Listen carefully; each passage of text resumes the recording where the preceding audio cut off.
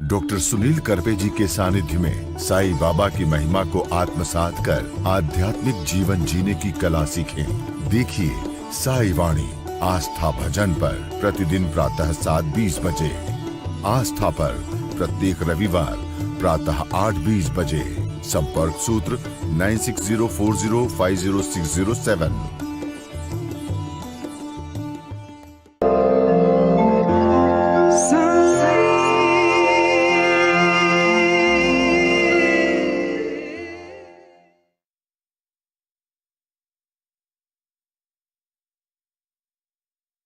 साईं तेरे चरणों में कोटि प्रणाम।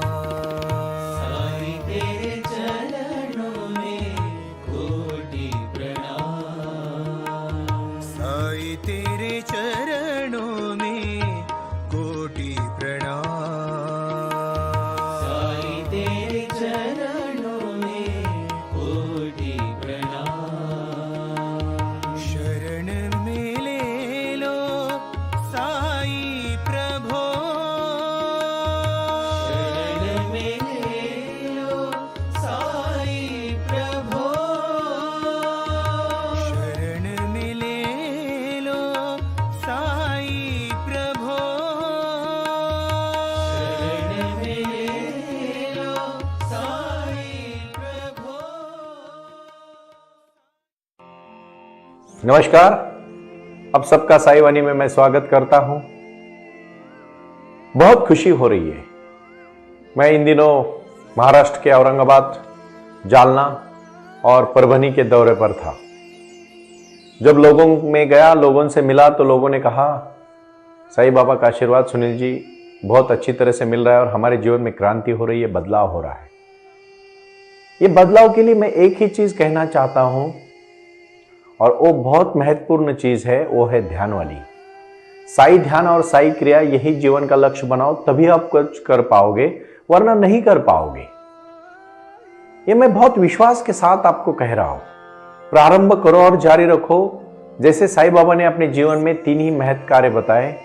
उन्होंने कहा श्रद्धा और सबूरी, उन्होंने कहा सबका मालिक एक, और उन्होंने बहुत अच्छी तरह से जिक्र किया है मानवता ही धर्म है।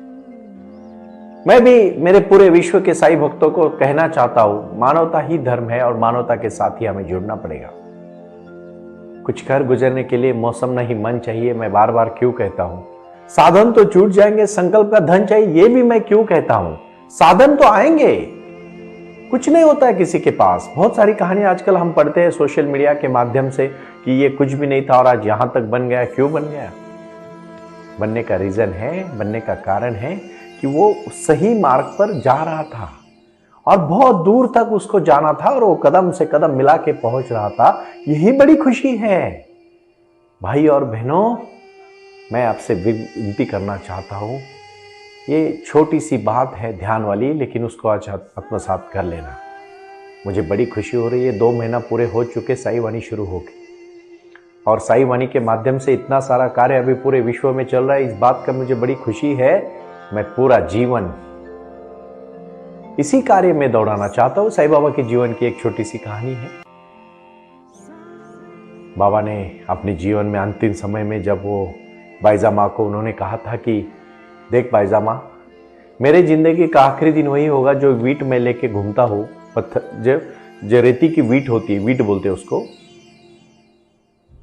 और वो वीट जब लेके बाबा चलते थे तो कहा था जिस दिन ये वीट टूट जाएगी उस दिन समझना मेरे जिंदगी का आखिरी दिन है। और सच में एक दिन वीट टूट जाती है। बाबा थके हुए एक जगह पे लेटे रहते हैं और सब उनके भक्त आजू बाजू में इकट्ठा होते हैं। जैसे ही इकट्ठा होते हैं उस समय बाबा एक छोटी सी बुक अपने एक बंदे को देते हैं और बोलते, देख इसमें मैंने मेरे जीवन का कार्य, क्योंकि पूरे जिंदगी भर लोग बोलते रहे बाबा को, बाबा आप हमें एक ग्रंथ दीजिए, उसमें हमें मार्गदर्शन करना है। वो जो आप मुझे हमें देंगे ग्रंथ, वही ग्रंथ को लेके हम हमारा जीवन जिएंगे। आप जाने के बाद बाबा कैसे होगा? बाबा कहीं जाने वाले नहीं थे, लेकिन लोगों की भावना, हर एक को अपने को भी ग्रंथ चाहिए। बड़े महापुरुषों ने कुछ भी नहीं लिखा। मैं बहुत विश्वास के साथ कहना चाहता हूं, भगवान का अवतार थे वो, और फिर भी वो एक परीक्षा लेना चाहते हैं अपने शिष्यों की। और अपने शिष्य में से एक को चुनते हैं और कहते, देख ये बुक है, उसको मेरे जाने के बाद नहीं, अभी मैं जिंदा हो तभी आपको देना चाहता हूँ। तो बुक लेता है और बिना देखे ही उसको आग में डाल देता है। तो बाबा तुरंत खड़े हो जाते हैं और उसको गले लगाते हैं और बोलते, बेटा शाबाश, क्योंकि वो बुक में कुछ भी लिखा नहीं था। बाबा ने पूरे जीवन में सिर्फ कार्य किया है, लिखा कुछ नहीं है। उन्होंने कुछ लिखा हुआ नहीं छोड़ा है। ऐसा किसी को पता है बाबा ने कुछ खुद लिखा है और आपको ग्रंथ के तौर पर दिया है? अरे वो कहते हैं दैनंदिन रोजमर्रा की जिंदगी, पानी भी बहता है ना, आप याद रखना, जो पानी बहता है ना नदी से, वो भी पानी वापस उस जगह पे नहीं आता, क्योंकि वो बहाव आगे चला जाता है। पानी वहां से जाता है बट वो नहीं जाता। हर एक की जिंदगी अलग है। पुराने जमाने में लोग घोड़े से दौड़ाते थे, आज ट्रेन से जाते हैं, फ्लाइट से जाते हैं, विमान से जाते हैं, हेलीकॉप्टर से जाते हैं। दुनिया बदल चुकी है। हमारे रोजमर्रा की जिंदगी की अलग अलग समस्या है और उस समस्या के लिए भी बाबा आशीर्वाद देते हैं। बाबा कहते हैं मेरा जीवन ही मेरा सब कुछ है, मैंने कोई लिखा नहीं छोड़ा है, कुछ भी नहीं है। हाँ, जो भी लिखा है जिन्होंने अपने अपने मन से लिखा है, अच्छा लिखा होगा। मैं किसी के बारे में गलत नहीं बोलना चाहता, मेरा बोलना कोई मेरा फर्ज भी नहीं है और मैं बोलना भी नहीं चाहता। मैं चाहता हूं बाबा का आशीर्वाद, बाबा का अनुभूति, बाबा की श्रद्धा, बाबा का विश्वास और बाबा का प्यार। ये बहुत महत्वपूर्ण कहानी बताने जा रहा हूं मैं, आप शांति से सुन लीजिएगा। ये कहानी से आपको बोध लेना है और ये बोध अपने विचारों का बोध है भाई और बहनों। साई ध्यान करोगे जीवन में सब कुछ पाओगे। और ये ध्यान क्या है ना, ये ध्यान हम सीखने जा रहे हैं 3 जुलाई 2023 गुरु पूर्णिमा के दिन से। मैं खुद साई के जीवन से आपको परिचित करके, प्रकट करके जीवन में क्रांति लाने का कार्य करने जा रहा हूं। 3 जुलाई जीवन में बहुत बड़ी क्रांति आने वाली है। गुरु पूर्णिमा के साथ हम पूरे भक्त और शिष्यों के साथ बाबा का दरबार जब चलाएंगे तो उस दरबार में क्रांति होगी, विचारों की क्रांति होगी, ध्यान की क्रांति होगी, जीवन बदलने की क्रांति होगी, ना कि कोई पड़ी हुई रटी हुई बातों की क्रांति होगी। हमारी रोजमर्रा की जिंदगी की समस्याओं के ऊपर बोलेंगे और साईवाणी.org के माध्यम से आपके जीवन को दिशा देने का कार्य हम करेंगे।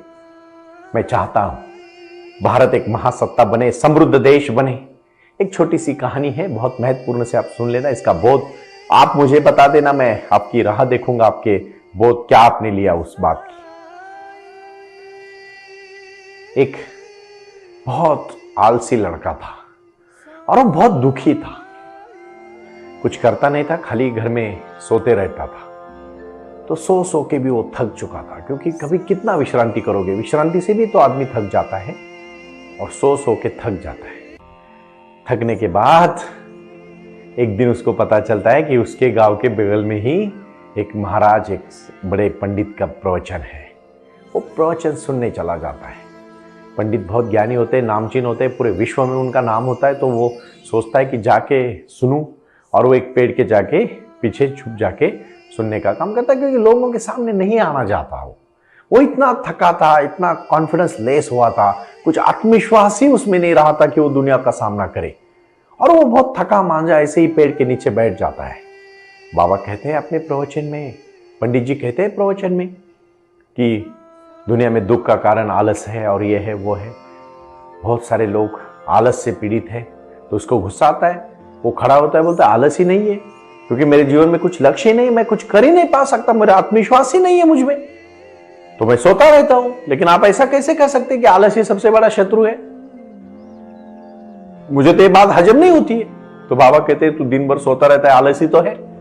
तू कुछ करेगा तो कुछ करेगा ना, तू कुछ करेगा जिंदगी में तो ही कुछ मिलेगा तुझे। तो अगर आलस से सोता रहेगा तो तुझे क्या मिलेगा बताओ मुझे? फिर वो चुप बैठ जाता है। फिर भी उसको सब लोगों में अपमानित होने के बाद गुस्सा आ जाता है। और जैसे उसको गुस्सा आता है ना, आपको गुस्सा आना चाहिए। मुझे बहुत दुख होता है, आपको है ना अच्छे कार्य में गुस्सा ही नहीं आता है।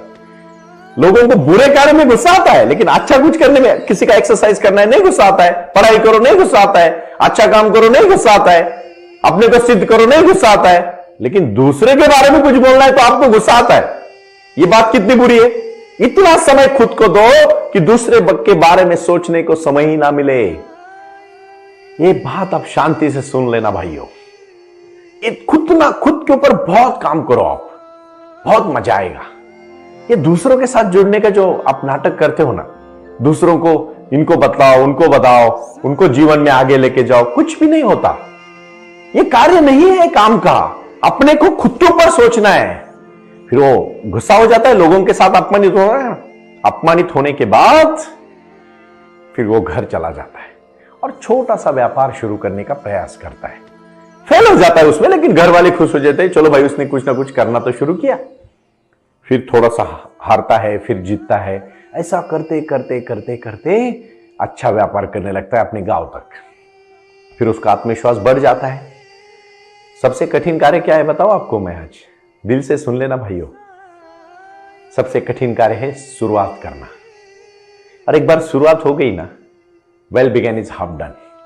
आपको कोई नहीं रोक सकता, कोई भी नहीं रोक सकता, आप खुद भी नहीं रोक सकते, इतनी ताकत बढ़ती है।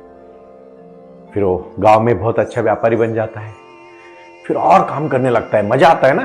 तो दूसरे जिले तक, तालुके तक पहुंचता है, फिर जिले तक पहुंचता है, तहसील के बाद जिले तक जाता है, और जिले के बाद फिर राष्ट्र तक वो उसका पूरा नाम हो जाता है। बहुत उसको दोस्त बनते हैं, आने जाने वाले लोग मिलते हैं, सब उसकी तारीफ करते हैं, उनका सब। एक बार आपको तो पता है, लोग तारीफ करने लगे तो रुकते नहीं है, फिर पूरा तारीफ ही करते रहते, खुशी खुशी खुशी खुशी सब हो जाता है। और फिर वो एक दोस्त उसका आता है एक दिन। हम दूसरों का ज्यादा सुनते हैं ना, इसीलिए परिवार, ये देखो हमेशा याद रखो, एक कहानी में ना एक ट्विस्ट है। और जब उसके दोस्त बोलते हैं, अरे तू इतना बड़ा हो चुका है, इतना बड़ा व्यापारी हो चुका है, लेकिन तू सिर्फ अपने राज्य तक सीमित है, तू जरा देश तक सीमित होना चाहिए, तो और काम कर। और लालच बहुत बड़ी बात है, बहुत बुरी बात है। ग्रीड, लालच नहीं होना चाहिए, उसको हो जाता है। वो फिर और जो धान्य करता है उसमें मिलावट करता है, चोरी छुपे करता है, दोस्तों से उधार लेता है, और बिजनेस करने की कोशिश करता है, और उसमें फिर बहुत कर्जा बढ़ जाता है।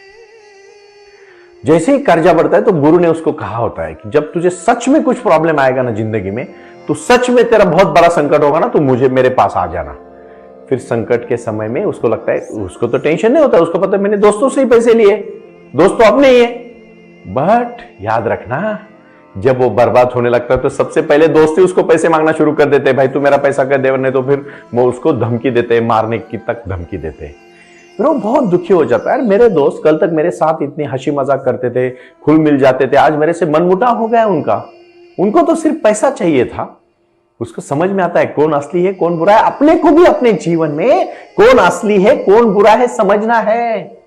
यही तो आप गलती करते हो, आप नहीं समझ पाते हो। आपको लगता है आपका पद और प्रतिष्ठा और पैसे के साथ जो लोग जुड़े, याद रखना जिस दिन वो चले जाएंगे, वो आपसे पहले, वो लक्ष्य में से पहले वो भाग जाएंगे, कोई उसमें दोहरा नहीं है। और फिर वो गुरु के पास चला जाता है, गुरु को सब कहानी बता देता है, मैं बर्बाद हो गया, गुरु मुझे सही मार्ग दिखाए, गाइडेंस करे, मार्गदर्शन करे। गुरु फिर से हंसते और बोलते, बेटा अभी भी तेरी सच्ची समस्या नहीं है, जिस दिन तुझे सच समस्या आएगी मेरे पास आ जाना। वो बोलता, मैं पूरा बर्बाद हो गया और आप ऐसा बोलते हो कि मैं सच्ची नहीं, समस्या नहीं है। गुरु बोलते, नहीं, आज भी मुझे नहीं लगता कि ये तेरी सच्ची समस्या है, तू जा। और वो वहां से फिर से चला जाता है। लेकिन जब वो बहुत बड़ा आदमी बनता है ना, तब क्या करता है पता है, एक बार गुरु के पास आता है वो, और गुरु को कहता है, पंडित जी मैं बहुत अमीर आदमी हो चुका हूं, मैं आपको कुछ सोने के हीरे देना चाहता हूं। तो बोलते, मुझे इसकी क्या जरूरत है बेटा, तू एक काम कर, अब तू लाया है तो मैं ना तो नहीं बोलूंगा, वो जो पेड़ दिख रहा है ना, उस पेड़ के नीचे जमीन में गड्ढा करके उसको रख दे, मुझे तो नहीं, शायद किसी के काम आ जाए। और फिर वो गुरु, जब वो दूसरी बार फेल होके जब पूरी तरह से हरा हुआ उनके पास आते, तो गुरु कहते, देख अभी भी तेरी असली समस्या नहीं है, लेकिन याद रखना तूने मुझे कुछ सोने के मोहरे और हीरे दिए थे, तो मैंने तो नहीं लिए थे, लेकिन वो पेड़ के नीचे अभी भी वो गड़े हुए हैं, वो ले ले, शायद तेरे काम आ जाए। और फिर वो ले लेता है। इससे ये बोध होना चाहिए कि जब हम बहुत पैसा कमाते हैं, बहुत नाम कमाते हैं ना, तो सेविंग भी करके रखनी चाहिए। जिंदगी में हर दिन अच्छा नहीं होता, हर समय अच्छा नहीं होता। अरे सुख तो बहुत कम आता है, दुख ही ज्यादा होता है। इसलिए सुख के जो क्षण होते हैं ना, उस समय बैलेंस रहना चाहिए, मैच्योर रहना चाहिए। और फिर क्या होता है, वो थोड़ा सोने के गहने ले लेता है गुरुजी से, और फिर उससे फिर से नया व्यापार दूसरे गांव में शुरू कर देता है। वो तो बहुत हार्ड वर्कर होता है, मेहनती होता है, बाद में तो उसको आदत लगती है मेहनत की भी। और फिर वो फिर से अमीर आदमी बनने जाता है। अमीर आदमी बनने के बाद वो बहुत सोच समझ के कदम रखता है, और क्योंकि उसको पता है पहला एक्सपीरियंस तो उसका खराब होता है। फिर भी वो व्यापार करते करते करते करते एक दिन अपने माँ बाप को खो देता है तो उसको बहुत बड़ा दुख होता है, क्योंकि माँ बाप से उसका बहुत लगाव होता है। माँ बाप खोने के बाद सब कुछ होता है उसके बाद, लेकिन समाधान नहीं होता, सेटिस्फेक्शन नहीं होता, उसको बिल्कुल सेटिस्फेक्शन नहीं होता। फिर वो गुरु के पास चला जाता है और गुरु को बोलता है, देखो मेरे माँ बाप चले गए, मेरे माँ बाप के पास तो सब कुछ था, पैसा था, धन था, संपत्ति थी। जब मैं भी समस्या में आया था तो मैं पिताजी के पास गया था और पिताजी को भी मैंने पैसे मांगे थे, तो पिताजी ने कहा था, देख थोड़े से ही पैसे मैं तेरे माँ के लिए संभाल के रखूंगा, मैं जाने के बाद उसका ख्याल कौन करेगा। लेकिन बेटे को उन्होंने नहीं दिए थे, तो आज वो पैसा भी यहाँ सब कुछ है, लेकिन वो सब कुछ वो भी छोड़ के चले गए। लेकिन फिर भी उनका जाने का मुझे बहुत दुख है गुरुजी, मैं बहुत दुखी हूँ। गुरुजी बोलते हैं, तू दुखी क्यों है?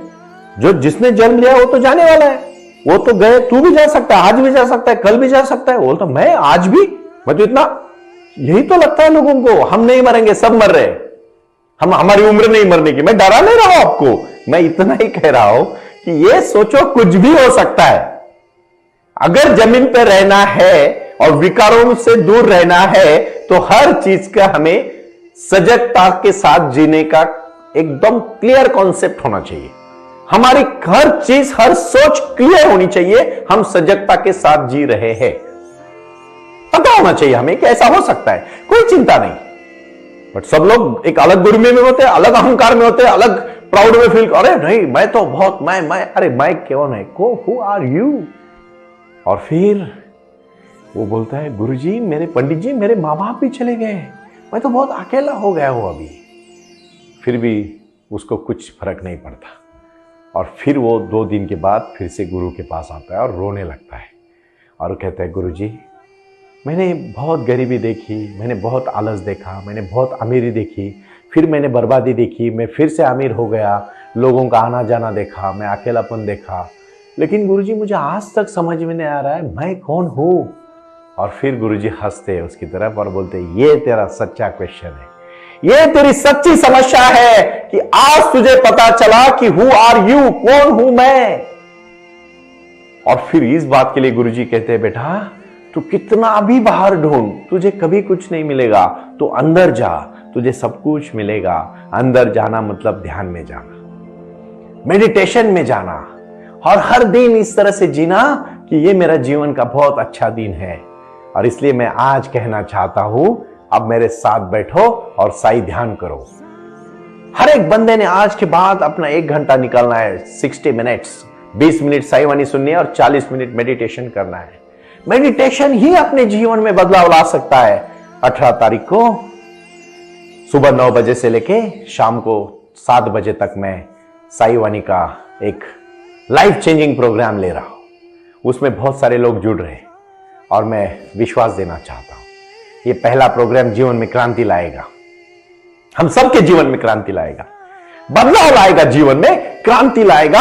और यही अपनी जीवन की क्रांति है, बदलाव की क्रांति है, विश्व को बदलने की क्रांति है, समाज को निर्माण करने की क्रांति है। और उस क्रांति को मैं आप सबसे नमन करता हूं, विश्वास देना चाहता हूं कि आप सब जुड़ो।